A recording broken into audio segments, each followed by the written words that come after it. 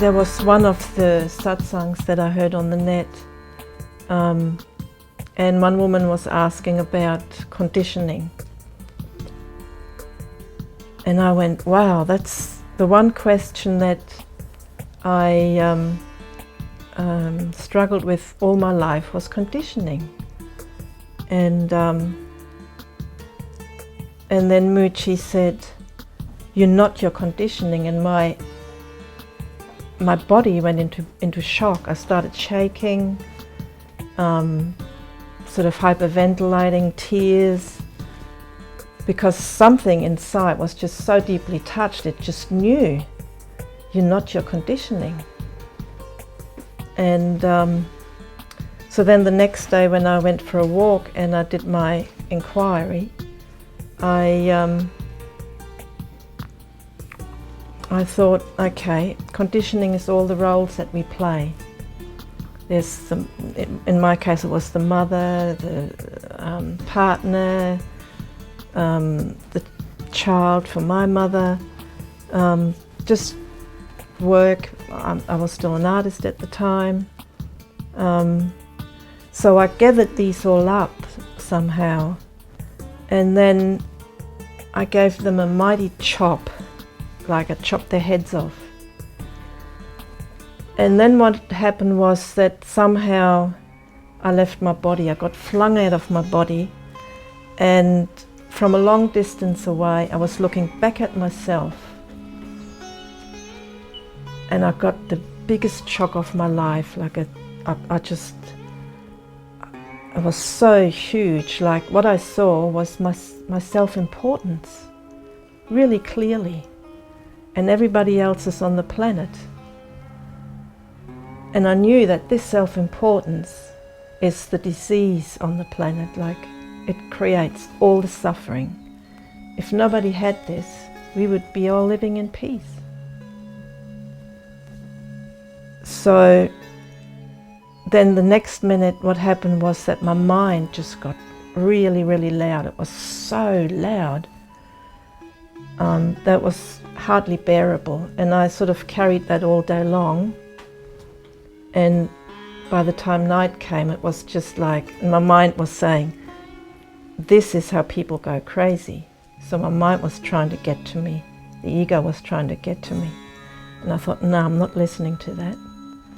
And then at night, I just did this huge surrender, because I couldn't live like that. And I said, look, you can have it all, everything. And I thought of everything that I could think of to give back. And then once I'd done that, instantly that was just the most amazing stillness arose. My mind went so quiet, and then the heart opened, and it has never stopped.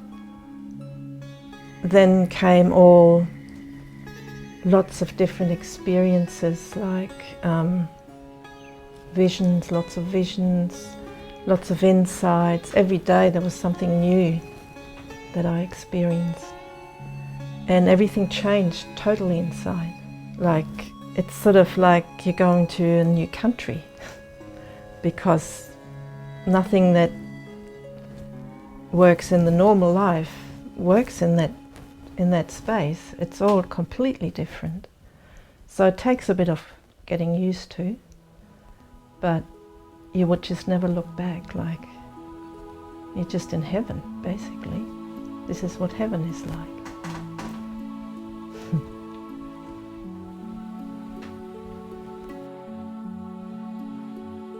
In spirit there's no levels. Like once you get rid of that, the veil of the ego, everybody is the same. Ego personality is what separates us. So what's underneath is who we are, and we are all one. Like there's no separation. It's just ego, the self-importance, that separates us. And it's always, the separation is always hungry. It always wants more, it wants different, it resists. And ultimately everything that it tries to achieve will lead to suffering. Ego is never happy. It can be for a little while. Everybody is in pain and suffering. It might look nice on the surface here and there, but even there you'd look a bit closer. And I used to think when I was younger, oh, look at some people and think, oh gee, they've got it made. And then all of a sudden you hear this really horrible story about them. That used to happen quite a bit until I gave that thought up. There's no need to project into the future either, because you're so fulfilled here right now. There's no need to go looking for something else. Basically, you've put yourself in the hands of God, and God's looking after you. Yes. Yeah. The universe is so supportive in any kind of situation, really, and often we don't realize. But when you actually think about how, just in this room, the people that are behind the furniture, building the building, the clothes we wear, there's so many people that have created all that's supporting us right now. It's just incredible.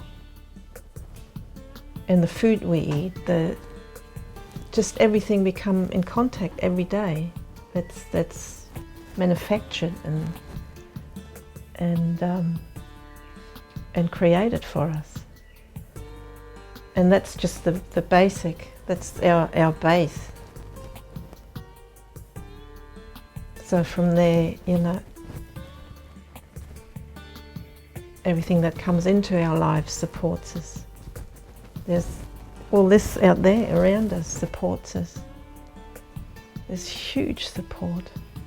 What would be things that are blocking being in touch with now, the moment, the universe, everything like that? It's only ever ego. It's the personality, yep. The conditioning, the way we've been brought up to think, and the way the mind works, always wanting next, always wanting more, never actually appreciating what's right here. Yes. Because the ego can't live in the now. It can only be in the past or the future. Yeah. And initially it was created to just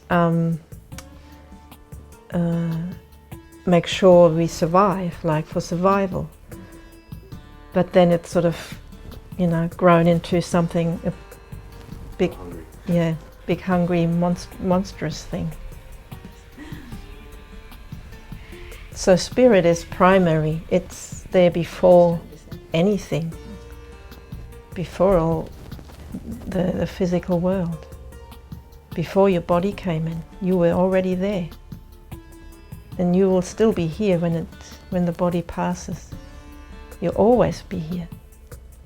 You're eternal. But not always in the physical. You get a choice. The body isn't even yours. Your life isn't yours. You don't have a life, you are life. So when you realize that, there is like a detachment from the physical that happens, and you can see how life unfolds. It just happens all by itself. There's the doer in there is not claiming anymore the doing.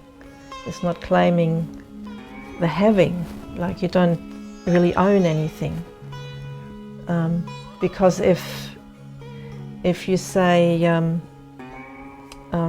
that's mine, then that's duality. That's then there's you and something that you own. Then you're not one anymore. And so to be one, everything is you, and nothing is you. Either everything or nothing is. But it's all one. And then life becomes so beautiful. It is just amazing. Like every day for me is amazing. I just need to walk, every place I am is amazing, but if I walk out there and I just look in the sky, it's just overwhelmingly beautiful. But nature there's something particularly special about nature still. But finding yourself is also not an intellectual process at all. It has nothing really to do with the intellect. You're not coming or feeding that part of you. It comes out of the heart. It's and out of your intuition. So ultimately, I don't know anything. There's nothing I know, really. Pure consciousness is so vast. How could, comparably, there's nothing that you know, really. There's wisdom that arises. You have insights, but they come out of the heart. They don't come from the intellect, because reason doesn't work in that space.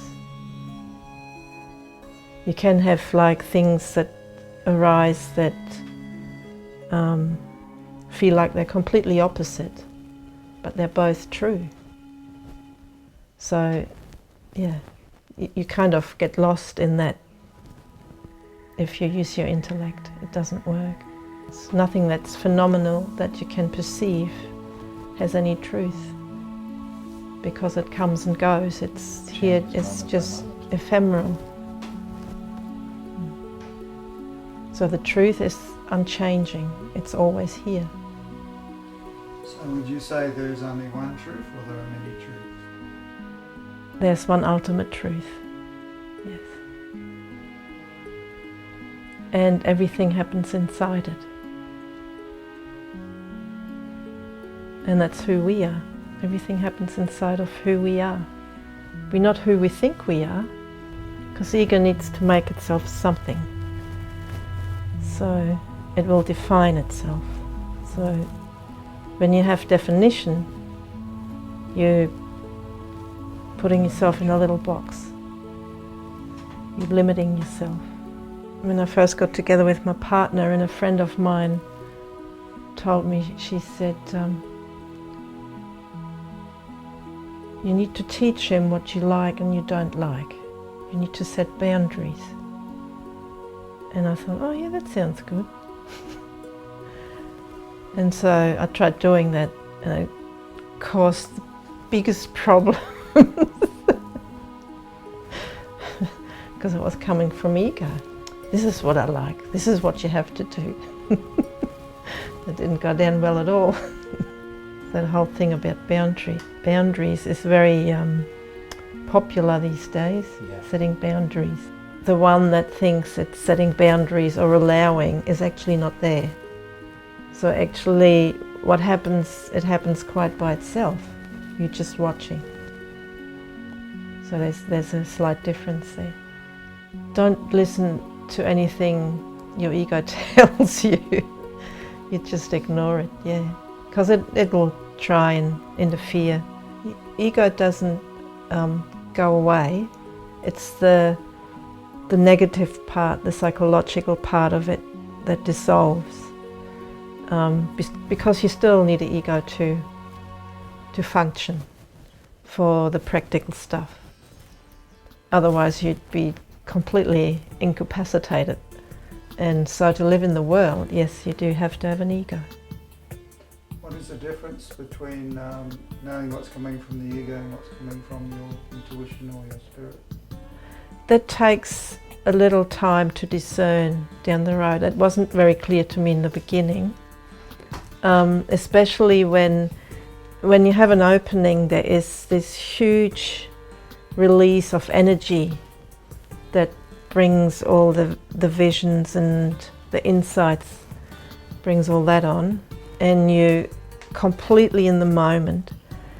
And then because everything comes and goes, it's never going to stay in that intensity for the rest of your life. So everything sort of starts simmering down a little bit. And that's when the ego comes in and says, oh, you're losing it. You haven't got it anymore. And that's what you got to ignore, because you cannot lose yourself. And spirit in itself, what I found is it will confirm you in little things all the time, but the huge impact, it wears off. And it's a maturing process, a growing, because you're like a baby when it first happens, and you got to learn how to walk in that space. So what can you do to lessen the effects of It actually, there is a process once you've had that opening where all those negative parts of ego, they'll spin out, like your patterns that your conditioned patterns, they'll lessen. Like the neurological pathway starts lessening. Yeah. And the more you're aware all the time, the more aware you will be. Yeah. It's that part will spiral, and the other part will spiral out. Yeah. And you can help it by just keep a watch. Just watch it. Yeah. Just turn your back on it every time it happens. And the other part is that it's actually, when it happens, it's okay. It's not. Don't give yourself a hard. Don't judge it. Yeah. It's just a process that's happening. Yeah. But now it's kind of subdued. Yeah. It's a bit. Yeah. It's a bit like taking off a glove. You kind of pulled inside out. Sort of what's been at the front is sort of moves to the back, and what's been at the back comes out to the front. It's sort of a reversal that happens. You've obviously reached this higher state, right? So what do you feel that your purpose has changed? Do you feel like you're supposed to be doing something? Is there something intuitively within you that's... In the beginning, I found that because all of a sudden I felt very different from everybody, and what I was doing seemed not very fulfilling anymore, and so I actually tried to sell my business. It hasn't happened. It nearly sold, but that's actually not the point, because I found that whatever I do, I'm happy at doing. Initially it wasn't. But because I kept going, and I found that everything I'm doing, doesn't matter whether I'd be doing the dishes in the sink or whether I make jewellery up there, it's all the same, but it's all fulfilling. So purpose, no, I don't have a purpose. I'm just here. I'm just being, yeah. In the beginning, that desire still comes from ego. Yeah.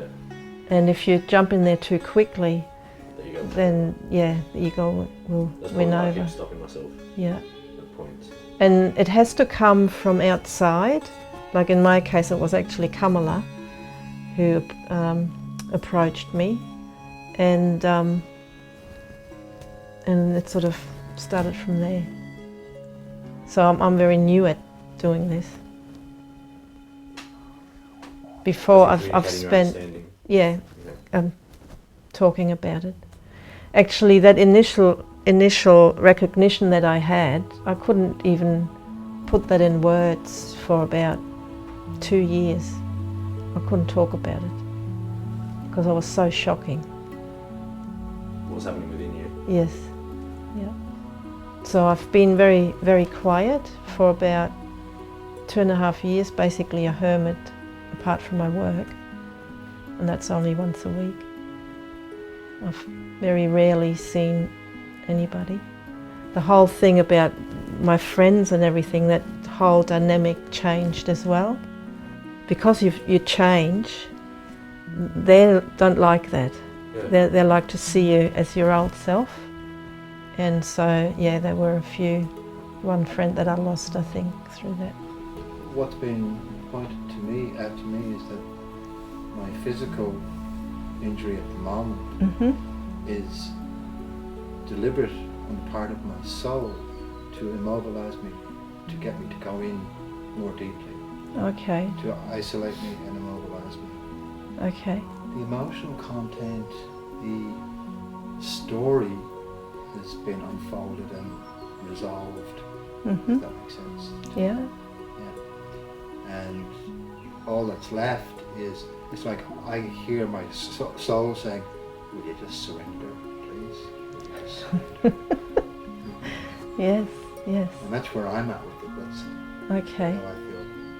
Yeah. Yeah, that makes total sense. That's why there's so many reasons why we have stories of pain, illness, but it's the surrender to surrender the ego. And I feel And that tug. with people it can go two ways. Either the ego gets stronger, or it'll go the other way and it becomes weaker. It surrenders. Yeah. And really, what we look at is the pain that goes with illness or injury. There needs to be an acceptance of that for it to be able to be healed. Otherwise, if there's only resistance, it'll just get worse and worse. Yeah, and you can also do self-healing by actually the part that's affected needs so much love. You just need to douse it in love and put space in it, because it's so tight in there. That's why the pain's there. So when you put space in there, it's the same as putting love in it. Oh, that makes sense to me. Yeah. That's the journey I'm on. Yeah. Yes. So to the ultimate reality, it doesn't matter whether there's pain. It just everything exists inside it, and it just observes. It's not affected by anything. Just part of the isness, I think. Yes, and that's why when you change your identification back to your natural being, you're not affected what happens around you. Nothing hooks in. Suffering stops, and you're just in the flow of your own self. Because your vibration has risen, you're above the frequency of pain. Yes. Well, pain can still be there. I mean, sorry, But- emotional pain. Yeah, but you're not suffering the pain anymore. It's the ego that suffers the pain. It goes like, oh, this is so bad, and makes it worse by doing that. But once you've risen above the ego, then it's just pain, it's fine. And so the pain won't be that intense.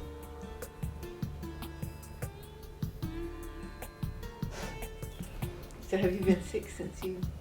Yes, I've had the flu. You're not immune to anything, to disease, or I could still get really sick one day, who knows.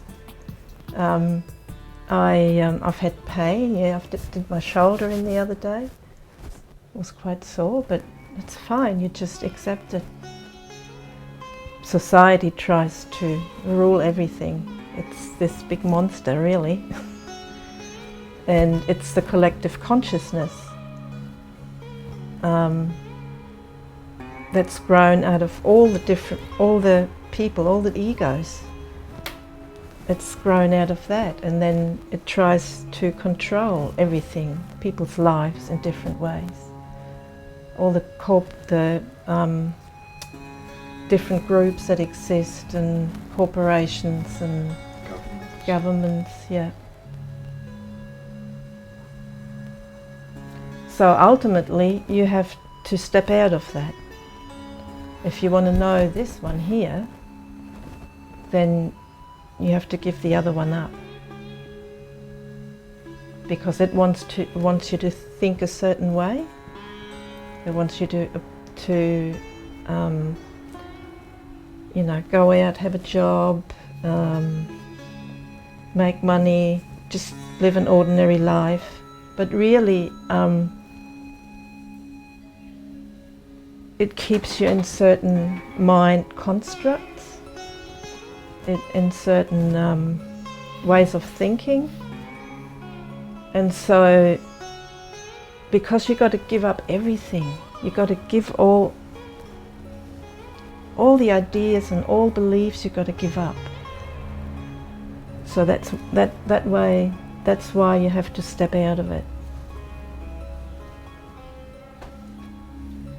Is there a practical way of doing that? A practical way. Well, you can say give up all your ideas, but yes, if you're steeped in ideas, how do you just give them up? It's probably, initially you have to, if you want awakening to happen, you have to ask for it. You really have to make clear, this is above else, this is what I want.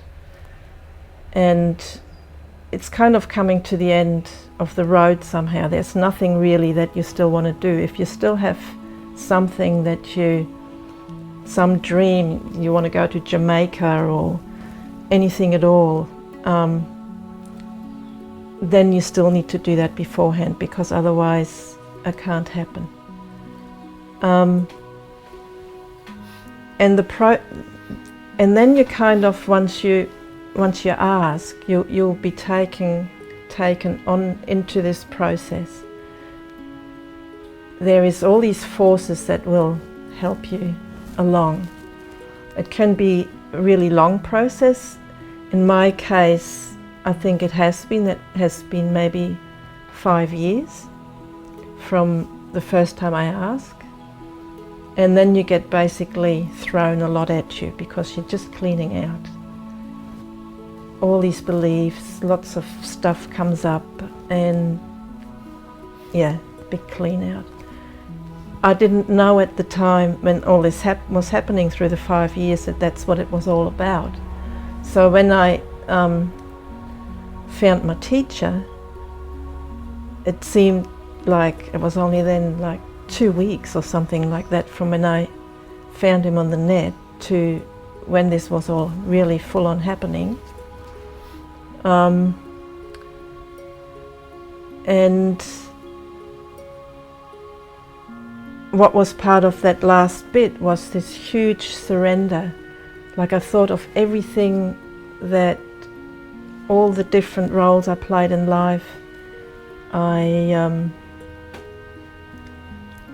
family, my children, I just gave it all back to Spirit.